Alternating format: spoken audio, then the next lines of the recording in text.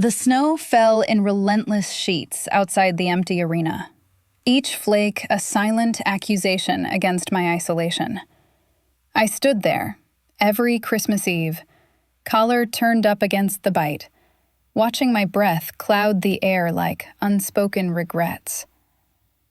The chill seeped through my coat, mirroring the cage I'd built around myself. Impenetrable, necessary. Leading this team demanded control, absolute and unyielding. One slip, and the fragile order I'd enforced for years could shatter. But tonight, the ache of unshared longing twisted deeper, a vulnerability I couldn't afford. Then, a figure emerged from the storm, broad-shouldered and defiant. Jordan Hale, my rival captain, her eyes locking onto mine with an intensity that disrupted everything. I'd clawed my way to head coach of the women's college wrestling team at Ridgewood University through sheer, unyielding discipline, the kind that left no room for weakness. At 28, I was the youngest in the conference, my record a testament to precision. Undefeated seasons forged in sweat-soaked mats and midnight strategy sessions. Elena Vasquez, they called me, the Iron Enforcer, the one who turned raw talent into champions. But success like that doesn't come without cost. It demands walls, high and unbreachable, especially after the rejection that had nearly broken me a decade ago. I remember the night I came out to my family, the words tumbling out in a rush during a tense dinner in our cramped Queens apartment. My father's face had hardened, his voice a low growl. "This isn't us, Elena, not in this house." My mother had simply turned away, her silence louder than any shout. By morning, I was on a bus to campus, with nothing but a duffel bag and a scholarship that felt like a lifeline. That betrayal had forged my professionalism into armor. Vulnerability became the enemy. Trust, a luxury I buried deep. In the wrestling world, where power dynamics ruled every takedown and pin, I learned to command respect through distance, eyes that saw everything, words that cut precisely, never letting anyone close enough to see the fractures beneath. The arena was my sanctuary and my prison, its echoing halls a rhythm I'd mastered over years. Mornings began at dawn, the scent of polished wood and lingering sweat greeting me as I reviewed tapes, mapping opponents' weaknesses like a general plotting battles. Practices were symphonies of controlled chaos, whistles piercing the air, bodies colliding with thudding intensity. My voice steady as I corrected forms, praising resilience in measured tones. "Hips lower, drive through," I'd say, circling the mats, my gaze lingering just long enough to ensure obedience. The team respected me, feared me even, their loyalty earned through victories that silenced doubters. But it was a hollow throne. The solitude after the final buzzer amplified the weight. The empty locker room a mirror to my own guarded heart. And then there was Jordan Hale, the rival captain from crosstown Evergreen College, whose defiance ignited something I couldn't name. She was formidable on the mat, broad shoulders rolling with power, hips pivoting in ways that disrupted even the most seasoned grapplers. Our teams clashed like thunder, her eyes always finding mine across the circle, challenging, unreadable. In conference meets, she'd push her limits, her breath ragged but unbroken, forcing me to adjust strategies mid-match. Off the mat, she was a storm contained, quiet in interviews, but her presence commanded attention, drawing glances I pretended not to notice. There was a magnetism to her, an unspoken tension that hummed during post-game handshakes, her grip firm, lingering a fraction too long. I told myself it was professional rivalry, nothing more. Admitting otherwise would crack the control I wielded like a weapon. Yet, in quieter moments, reviewing footage alone, I'd catch myself tracing the line of her form, the way her shoulders tensed under strain, the fluid strength in her hips that mirrored my own buried longings. She represented everything I suppressed, raw vulnerability masked as boldness, a defiance that echoed my younger self before the walls went up. Our paths crossed at tournaments, brief exchanges laced with subtext.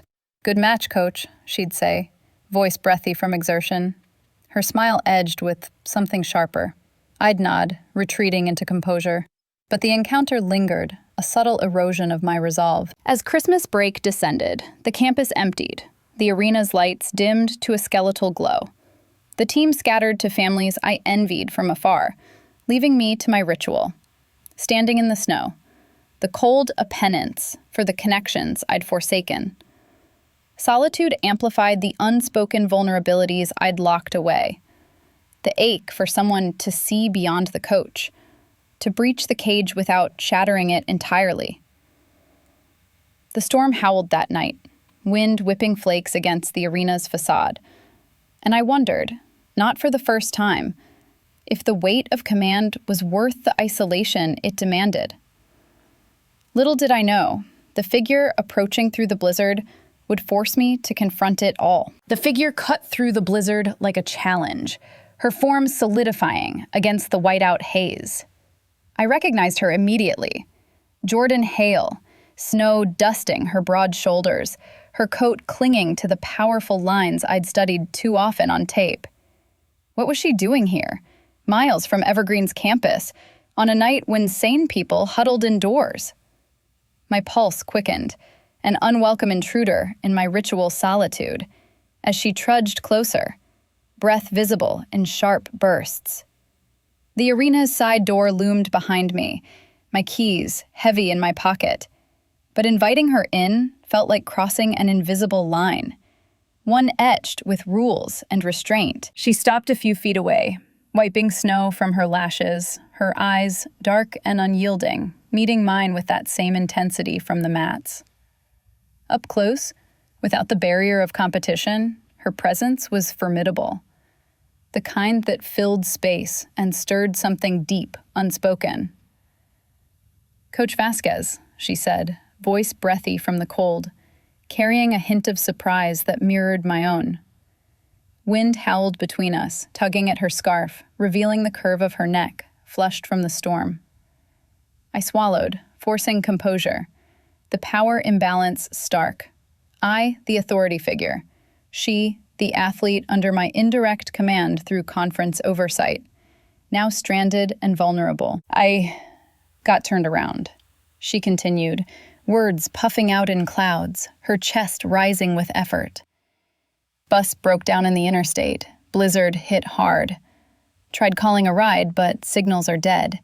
Your arena's the only light I saw for miles.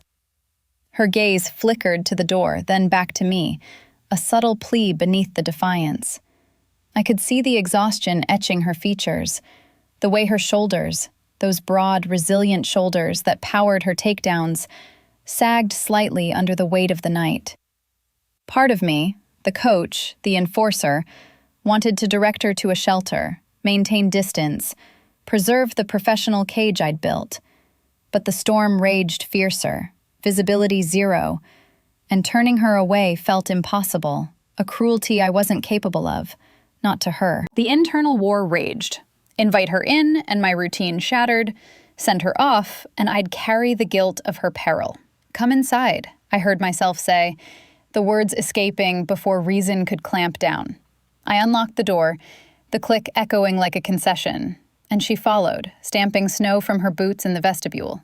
The warmth of the arena's residual heat enveloped us, a stark contrast to the external freeze, but it did little to thaw the tension humming between us.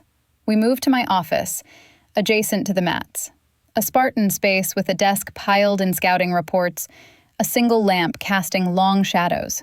I gestured to the worn couch, flipping on the space heater, its hum the only sound breaking the charged silence. She shed her coat, revealing a hoodie stretched across her frame, the fabric hinting at the strength beneath. I busied myself with the coffee maker, anything to avoid the pull of her proximity.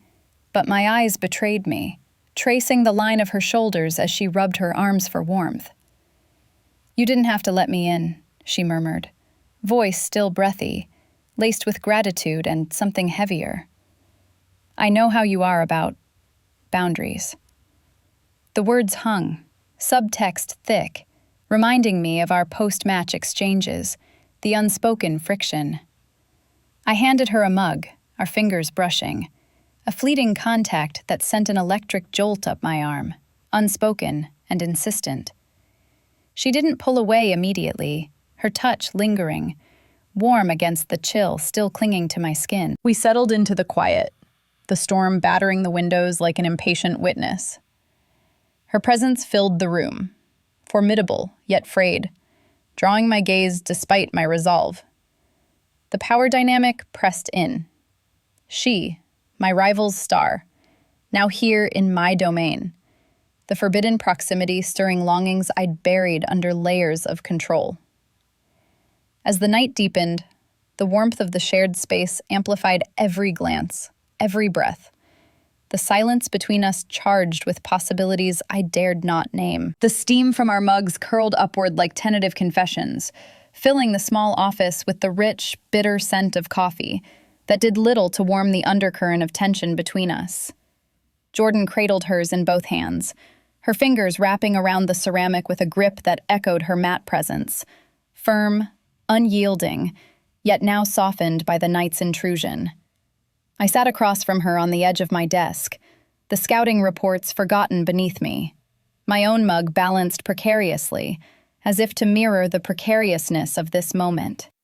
The storm outside battered the windows, a relentless percussion that isolated us further, turning the arena into a cocoon where professional lines blurred under the weight of shared warmth. She took a sip, her lips parting slightly, and exhaled a breathy sigh that carried the faint trace of peppermint from her scarf. "This team's been killing me this season," she said, voice low and ruminative, her gaze drifting to the mats visible through the half-open door. Evergreen's got talent, but the pressure, it's like wrestling shadows. Every match feels like it's not just about the pin, it's about proving something bigger. To everyone watching. To myself.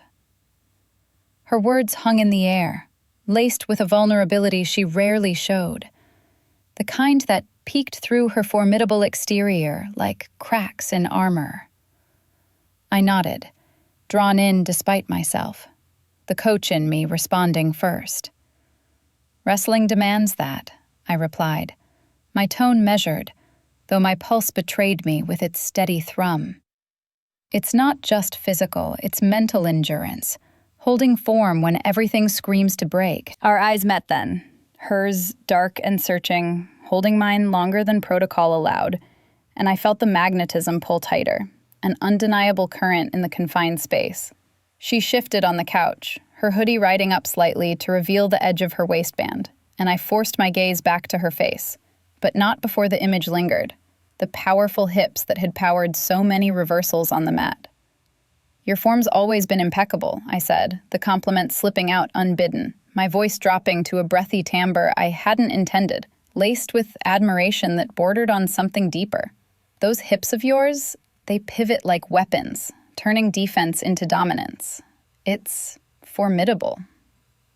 The word escaped with a huskiness that mirrored the heat building in my chest, and she stilled, a faint flush creeping along her neck, her breath catching in a way that amplified the charged silence. She set her mug down, the movement deliberate, and reached for a loose thread on her sleeve, but her eyes never left mine. The touch from earlier echoed in my mind, that electric jolt still humming along my skin, unspoken but insistent, drawing us into a proximity that felt both sanctuary and cage.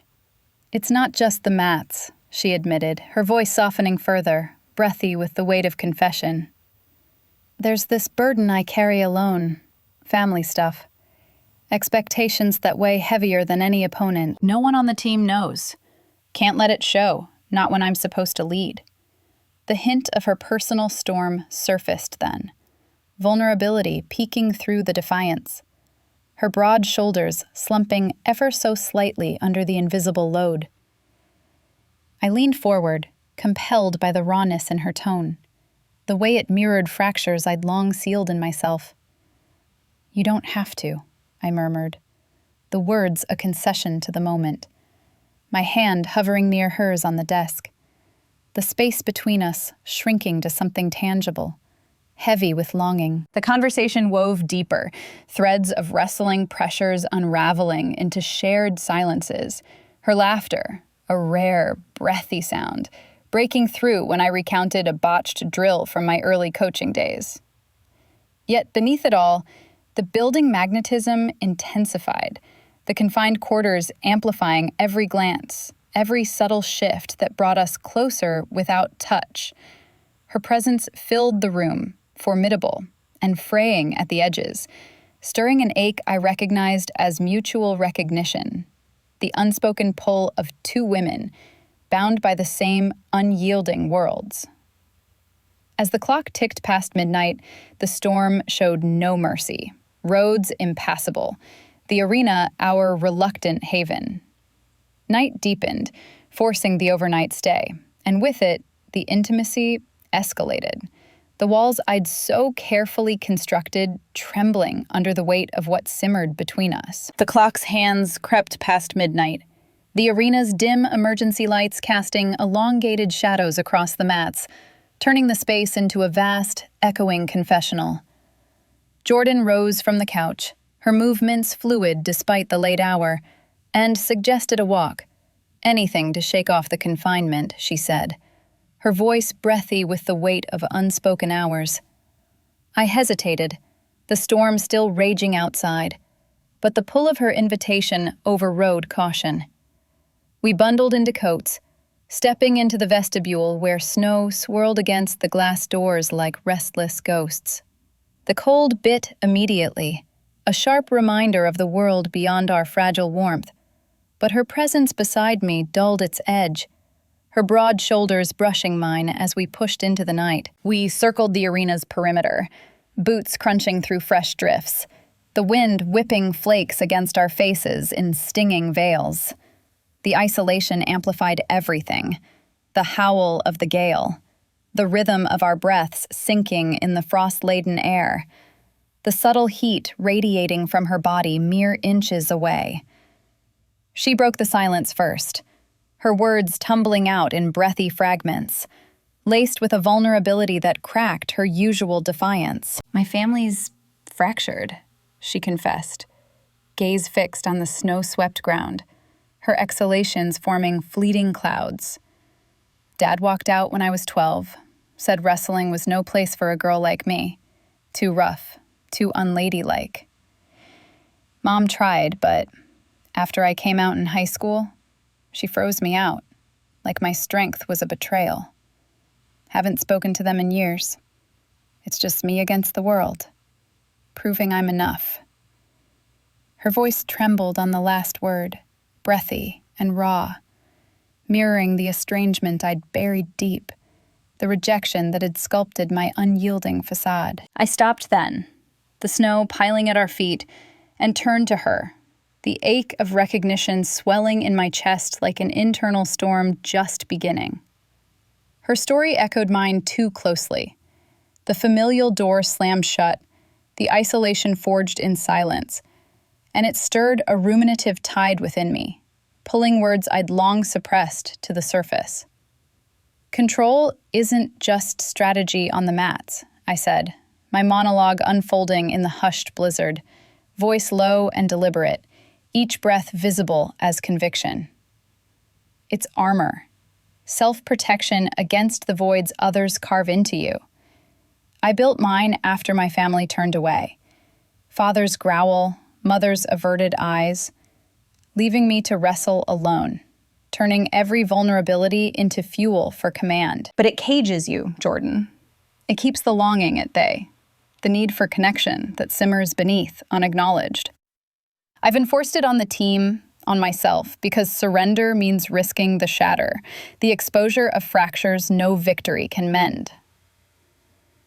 The words hung between us, heavy with the truth I'd never voiced, my gaze tracing the resilient line of her shoulders, dusted with snow, formidable yet frayed by the night's confessions. She met my eyes, the darkness in hers unreadable yet intimate, and stepped closer, the space between us charged, a tangible hum of mutual isolation binding us. That sounds exhausting, she murmured, breathy dialogue weaving through the wind, her hand rising to brush snow from my coat. A momentary graze against my shoulder, fingers lingering with subtext that sent a jolt through me, warm and insistent, unspoken longing threading the contact. I didn't pull away. Instead, my own hand mirrored the gesture, fingertips skimming her shoulder, the breadth of it solid under my touch, evoking the power I'd admired from afar. The rising ache of recognition deepened, our shared estrangements a bridge across the professional chasm, vulnerability peeking through like stars piercing the storm clouds. We lingered there, breaths mingling in the cold, the walk resuming in quieter steps, her confessions trailing into mine, fragments of lost holidays, the weight of unspoken desires carried alone. The snow muffled our world, isolating us in a cocoon of raw honesty, the magnetism between us intensifying with every shared breath, every glance that held too long. Dawn crept in eventually, gray light filtering through the clouds, bringing awkward normalcy as we retreated inside, shedding coats with careful avoidance of eyes. But the undercurrents persisted, simmering beneath the surface. The night's revelations a subtle erosion of the walls we'd both erected. Dawn's gray light filtered through the arena's high windows, painting the mats in muted tones. But the awkward normalcy it promised evaporated as quickly as the night's confessions.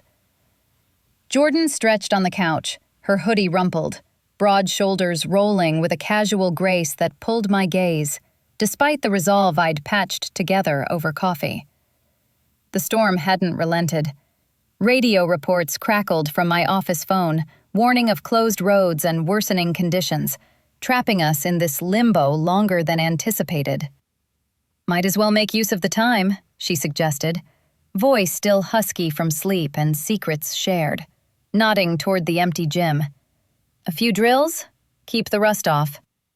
Her eyes held mine, playful challenge glinting beneath the fatigue, and I found myself agreeing, the coach in me seizing the distraction, though my pulse betrayed the deeper currents stirring. We changed in separate locker rooms, protocol observed even here, and met on the mats, the air thick with the faint, familiar tang of rubber and exertion. She wore her practice singlet, black and form-fitting, accentuating the powerful lines of her body, shoulders broad and squared, hips poised for action, a silhouette I'd analyzed in footage but never confronted so intimately. I opted for sweats and a loose tee, the fabric a barrier against the vulnerability of proximity.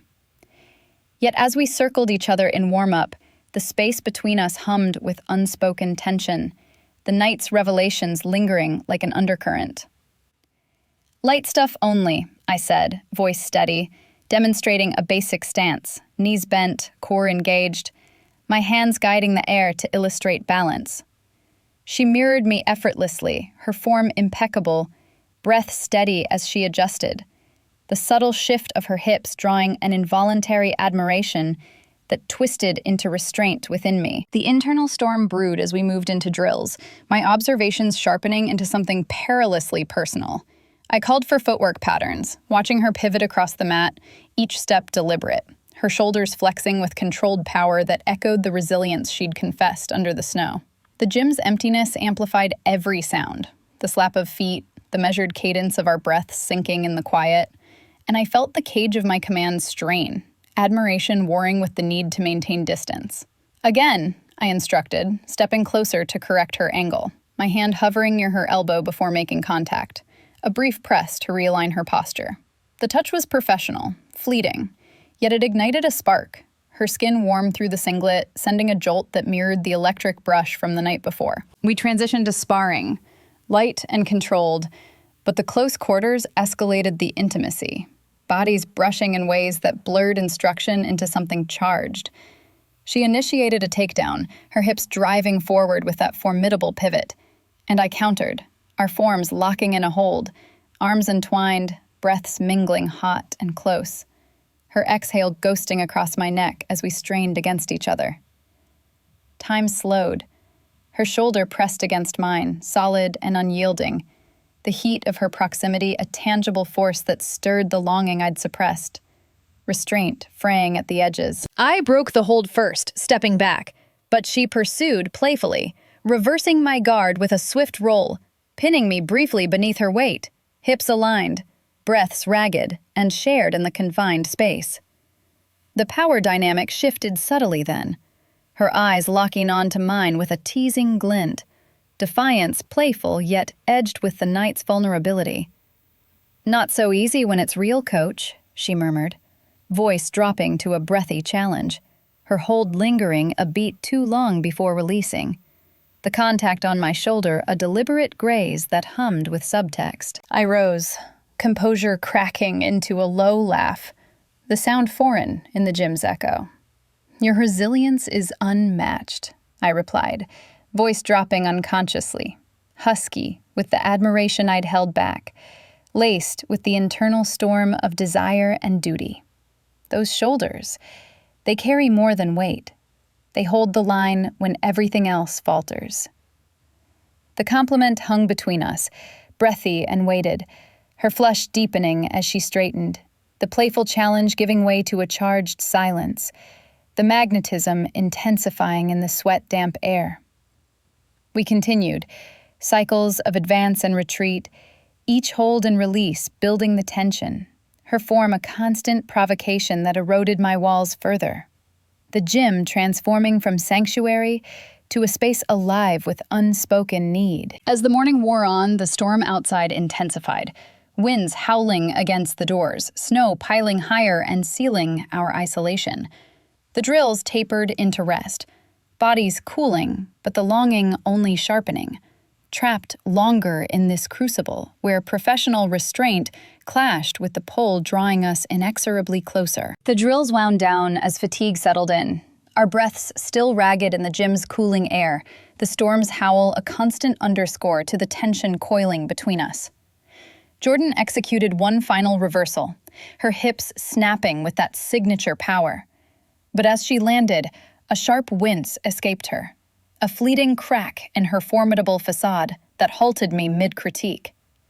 She straightened too quickly, masking it with a forced grin, but I caught the subtle hitch in her shoulder, the way her hand pressed briefly to her side. "Just a tweak," she muttered, voice breathy and dismissive, turning away to towel off. But the vulnerability I'd glimpsed in the snow resurfaced, insistent, pulling at the threads of my composure. I stepped closer, the mat's give underfoot mirroring the softening of my resolve, my gaze tracing the line of her form, the broad shoulders that had powered through our spar, now tense with unspoken strain. "Show me," I said, tone low and authoritative, the coach emerging even as the woman beneath yearned to bridge the gap. She hesitated, eyes meeting mine in the mirror across the gym, unreadable yet heavy with the weight of secrets we'd only begun to unearth. The power dynamic pressed in, her as athlete, me as guardian of rules, yet here, isolated, those lines blurred into something perilously intimate. With a resigned exhale, she lifted her singlet's edge, revealing a deep bruise blooming along her hip, purple and angry, the skin inflamed from an injury she'd concealed through matches, practices, the season's relentless grind. My breath caught, composure fracturing at the sight, vulnerability laid bare, risking not just her career but eligibility. A hidden fracture that could end her captaincy, her scholarships, everything she'd fought to claim. "How long?" I demanded, voice dropping to a husky whisper, stepping into her space without thought, the air between us thickening with concern laced into longing. She swallowed, her chest rising sharply. 3 weeks. Twisted it in a scrimmage, kept wrestling through the pain, can't let the team down, can't show weakness. The admission hung breathy and raw, her eyes searching mine for judgment, but finding only the ache of recognition. The same drive that had armored me against my own fractures. I couldn't let it stand. The ethical boundaries screamed retreat, but the pull of her exposure overrode them, offering forbidden aid in this stolen moment. "Sit," I instructed, guiding her to the bench with a hand on her shoulder, lingering there, the breadth of it warm and solid under my palm, sending a jolt that hummed through me, unspoken desire threading the contact. From the trainer's kit in my office, I fetched tape and salve, kneeling before her as she eased the singlet higher, the curve of her hip exposed, powerful yet marred. My fingers trembled slightly as I applied the salve, tracing the bruise carefully, each stroke deliberate, the skin yielding under my touch like a confession. The intimacy escalated, her breath hitching in rhythm with mine, the confined gym amplifying the charged space, her formidable presence now frayed, drawing me closer emotionally, the lines of duty dissolving into the heat of proximity. "It's terrifying," she admitted then, voice breathy and fractured, leaning into the contact as my hands worked the tape, securing it with gentle pressure along her hip, fingers skimming the resilient muscle that had pivoted so many victories. One wrong scan and it's over. Eligibility gone, dreams shattered. I've carried it alone, like everything else, but seeing you, it makes the fear real.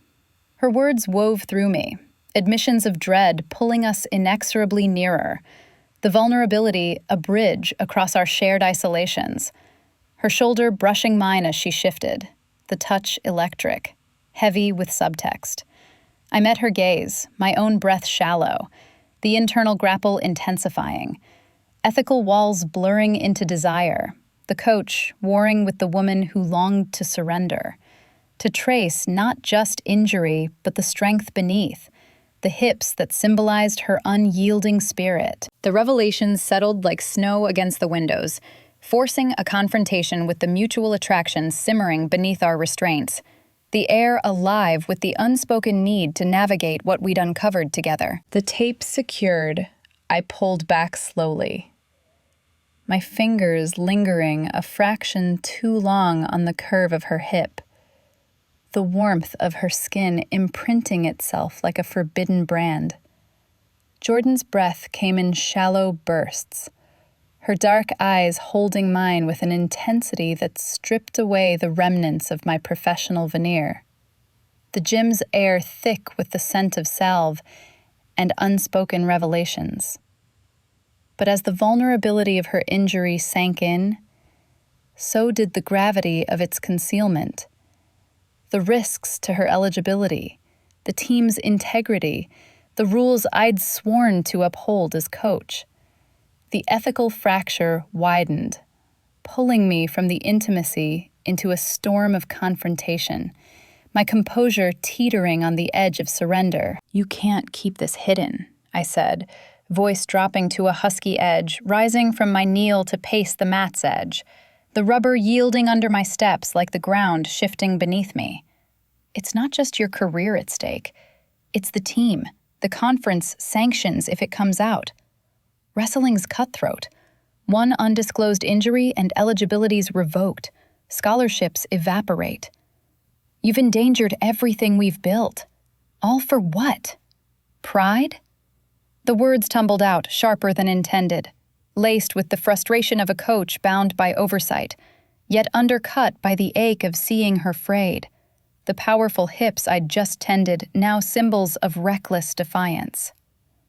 She stood, wincing slightly, her singlet snapping back into place, but her posture straightened, broad shoulders squaring as if readying for a pin. Her eyes flashed, breathy retort building. "Pride? You think that's it? I've carried this alone because showing weakness means losing the captaincy, the respect. Everything that keeps me going after family turned their backs." She stepped closer, the space between us shrinking to a charged sliver, her voice fracturing into something raw, heated. "You preach control, coach, but you've never had to wrestle with the fear of being sidelined, of being seen as broken. The rules you guard, they're cages for people like us, forcing us to hide injuries, identities, everything that makes us human." The argument escalated, our words clashing like bodies in a scramble, her proximity amplifying the tension. the air humming with the dangers of secrecy we'd both navigated in silence. I countered, voice breathy with restrained fury. Hiding it endangers the team, my team, indirectly through the rivalry. If Evergreen forfeits matches, it ripples. Universities watch, and my position? The stakes loomed larger. External pressures from the athletic board flickering in my mind. Reports due post-holiday, scrutiny on coach-athlete dynamics, the forbidden lines we'd towed all night. She closed the distance then, her hand rising to my shoulder, fingers pressing firmly into the muscle there, a touch that anchored and ignited, sending a jolt through me as her breath warmed the side of my neck, close enough to stir the fine hairs. The lingering stare that followed was electric, charged with the unspoken need for surrender, her eyes tracing my face with a longing that mirrored the storm within me, defiance softening into desire. The power imbalance inverting in that heated proximity. Time suspended. Her touch held subtext, heavier than any hold, the warmth of her palms seeping through my tea, evoking the resilience I'd complimented, the shoulders that carried unseen burdens like mine. "I felt this pull for longer than tonight," she confessed, voice a breathy whisper against my skin, the internal revelation crashing through me like a reversal I hadn't seen coming. From the first conference meet, your gaze across the circle, it wasn't just rivalry. It's you, Elena, the way you command without breaking, the strength in your hips during demos, the unreadable depth that draws me in. I've hidden it, like the injury, but here, I can't anymore. The admission fractured something deep, my breath catching as external pressures escalated in my thoughts. University emails piling up on my phone, holiday isolation masking the looming inquiries into team ethics, the risk to my tenure if this blurred into impropriety. Her hand remained, the touch a tether pulling me toward the edge, the need for surrender warring with duty, the cage of control splintering under the weight of her long-held feelings. We stood frozen in that stare, the gym's shadows lengthening as afternoon light waned, the storm outside mirroring the turmoil within. The argument dissolved into heavy silence, stakes climbing higher with every heartbeat, forcing a desperate search for resolution amid the holiday's unyielding isolation. The arena our witness to the crumbling barriers we'd both guarded too long. The silence stretched between us, heavy and charged, the gym's fluorescent hum the only interruption to the storm's distant roar. Jordan's hand remained on my shoulder, her touch a persistent anchor, warm and insistent, pulling at the frayed edges of my restraint. I could feel the heat of her proximity, her breath still ghosting my neck, stirring the fine hairs there with each shallow exhale. The confession she'd just voiced, her long-held feelings, hidden like her injury, hung in the air like a challenge, mirroring the internal fractures I'd guarded for years. External pressures loomed in my mind, the university's ethics board, the holiday isolation that masked impending scrutiny, the risk of everything unraveling if we crossed this line. Yet the pull was undeniable, a magnetism that had simmered since our first clash on the mats, now boiling over in this confined space. I stepped back, breaking the contact, but only to turn toward the arena doors, the snow beyond them a swirling veil that called to the turmoil within. "We need air," I murmured, voice husky with the weight of it all, grabbing my coat from the bench. She followed without question, her broad shoulders brushing mine as we pushed into the vestibule, the cold slamming into us like a physical force. Flakes pelted our faces, the arena's perimeter path now a white expanse under the dim security lights, snow drifting in relentless sheets that isolated us further from the world. We trudged forward, boots sinking into the drifts, the wind whipping around us in a howl that drowned out rational thought, leaving only the raw pulse of what simmered between our bodies. Halfway around the building, she stopped, turning to face me, her eyes dark pools reflecting the storm's fury. The snow clung to her lashes, her cheeks flushed from the bite, and in that moment her presence was overwhelming. Formidable, unyielding, yet laced with the vulnerability she'd revealed. "Elena," she said, her voice breathy against the gale, stepping closer until our coats tangled, the space between us vanishing. Her hands rose to my shoulders, fingers pressing into the muscle there with a deliberate firmness that sent a jolt through me, warm and electric, evoking the strength I'd long admired in her own frame. I didn't resist. Instead, my arms encircled her waist, drawing her in, the embrace tight and breathy, our exhales mingling in the frost as longing crested like an internal wave. Her hips aligned with mine, the curve of them solid under my tentative grasp, a touch heavy with subtext, the power that had pivoted victories now yielding to this shared surrender, fingers tracing lightly along the resilient lines I'd complimented in quieter moments. The walls I'd built crumbled then, splintering under the weight of her nearness, the snow-swept arena our witness to the shatter. "I've yearned for this," I confessed, the words tumbling out in a breathy rush against her ear, my voice fracturing with the release of secrets I'd buried deeper than her injury. "From the start, your defiance across the circle, the way your shoulders carry the fight, your hips turning every match into poetry. It's not just rivalry, it's you, Jordan, pulling at the control I've wielded like a cage. I've hidden it, enforced distance to protect us both, but tonight, I can't anymore." The admission poured forth, raw and ruminative, the ache of unspoken longing finally voiced, my hands lingering on her hips, feeling the subtle tremor there that mirrored my own. The forbidden path we'd towed, now laid bare in the blizzard's embrace. She tightened her hold, her breath warm on my neck, a soft exhale that carried relief and resolve. "Then we navigate it together," she whispered, voice laced with the same husky conviction, her fingers kneading my shoulders gently, the contact a promise amid the chaos. The rules, the risks, whatever comes, we face it as equals, not hidden shadows. The mutual vow settled between us, vulnerability transforming into strength, the emotional payoff a profound peace amid the storm's rage. Our bodies pressed close, breaths sinking in the cold, as unity forged from crisis took root. We stood there longer, the snow building around us like a sanctuary, the longing sated in that breathy hold.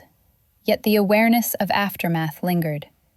The return to teams, boards, the world waiting to judge. As the wind eased slightly, we pulled apart, hands trailing reluctant paths along shoulders and hips, the charged space between us now a bridge rather than a barrier. Facing what lay ahead, our isolation had birthed something unbreakable, the crisis a catalyst for the connection we'd both craved. The storm finally broke 2 days later, roads plowed just enough for Jordan to catch a ride back to Evergreen, her injury taped securely under layers of resolve we'd both fortified in whispers. We parted at the arena doors with a lingering glance, her hand brushing my shoulder in a final, subtle press, fingers tracing the seam of my coat with unspoken promise, before the world reclaimed us.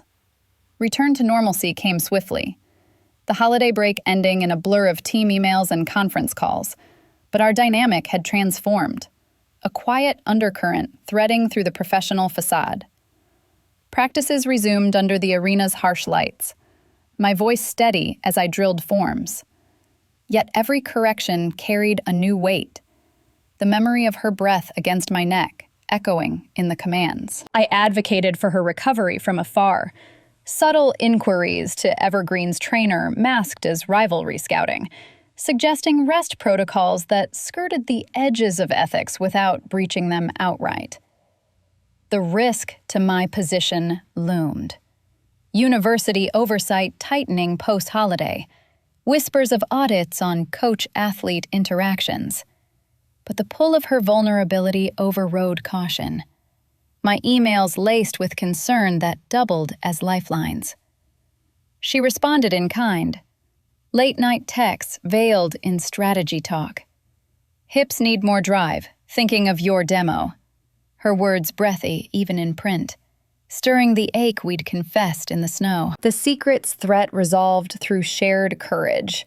She disclosed the injury to her coach with my anonymous guidance. Eligibility preserved by a medical waiver that bought time. Her gratitude, a private call where her voice dropped low, husky with relief. You didn't have to risk it, she murmured, the line crackling like the storm we'd weathered. But I heard the subtext, the deepening bond that made the gamble worth every shadowed glance. In team settings, our paths crossed at meets, the conference circle a stage for hidden affections, lingering handshakes where fingers intertwined briefly under the guise of sportsmanship, her broad shoulders brushing mine during warm-ups, sending jolts that hummed through the charged space. I'd catch her eye across the mats, a breathy encouragement slipping from my lips during her matches. Hold that line, Hale.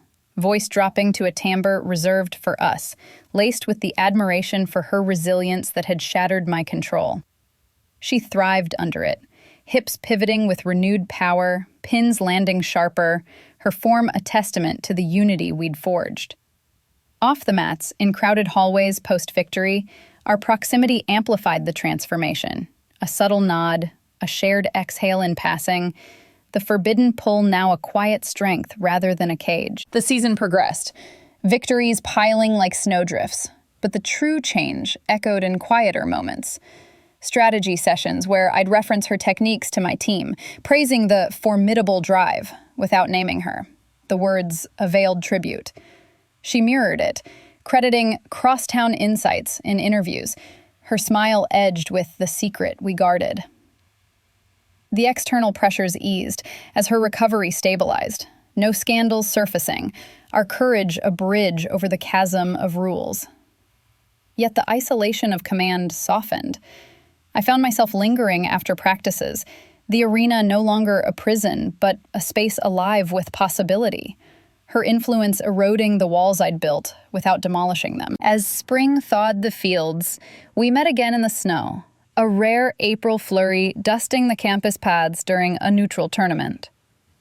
Away from eyes, her hand slipped into mine, fingers intertwining discreetly. The warmth of her palm against my skin, a profound anchor. Her shoulder pressed to mine, hips aligned in casual stance, the final image of us etched in that white hush.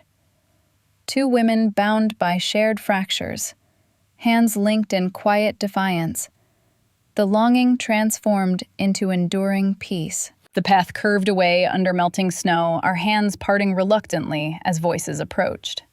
The charged space between us lingered, a profound peace settling where control once reigned. If this slow burn ignited something in you, subscribe for more Sapphic legacies that shatter the silence.